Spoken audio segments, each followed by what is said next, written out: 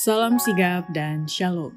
Renungan kita pada hari ini, Jumat 30 Oktober 2020, berjudul Yesus Hakim yang Adil. Ayat intinya terdapat di dalam Ibrani 2 ayat 17.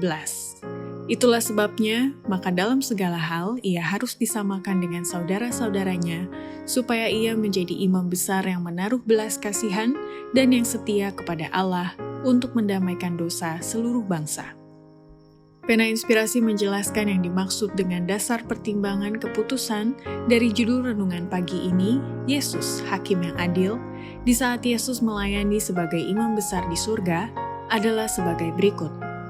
Pertama, Yesus Hakim yang Adil karena Dia adalah Allah yang menghakimkan hati dan bukan menghakimkan manusia dari luar.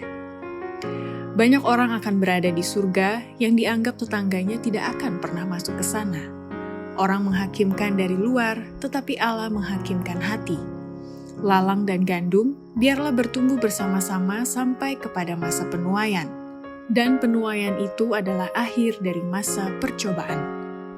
Kedua, Yesus, Hakim yang Adil, karena Ia akan menghukum pelanggar-pelanggar hukum Allah, dan salah satunya adalah orang-orang yang suka menjadi penuduh saudara-saudara yang menunjukkan roh setan ada pada diri mereka, sehingga mustahil mereka bisa bersekutu dengan Allah. Anggapan bahwa diri mereka benar telah menuntun dia untuk menuduh orang lain.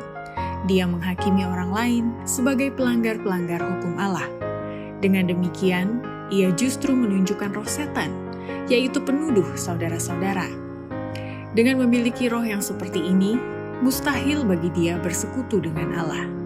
Ia pulang ke rumahnya tanpa memiliki sesuatu apapun dari berkat ilahi.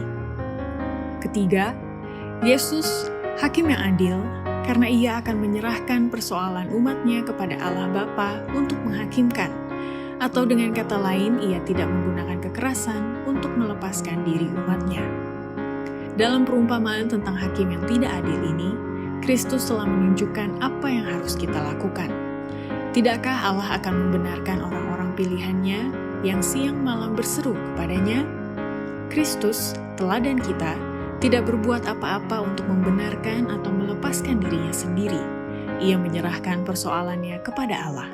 Begitulah pengikut-pengikutnya tidak boleh mendakwa atau menghakimkan atau menggunakan kekerasan untuk melepaskan dirinya.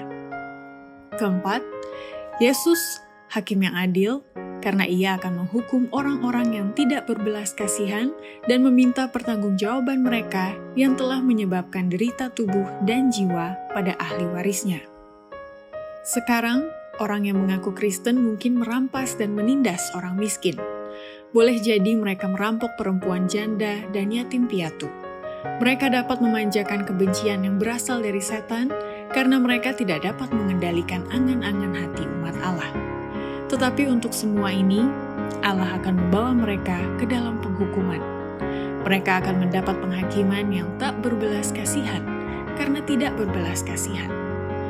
Tidak lama lagi mereka akan berdiri di hadapan hakim seluruh dunia untuk mempertanggungjawabkan derita yang telah disebabkannya terhadap tubuh dan jiwa warisnya. Demikianlah renungan kita pada hari ini. Kiranya Tuhan memberkati kita semua.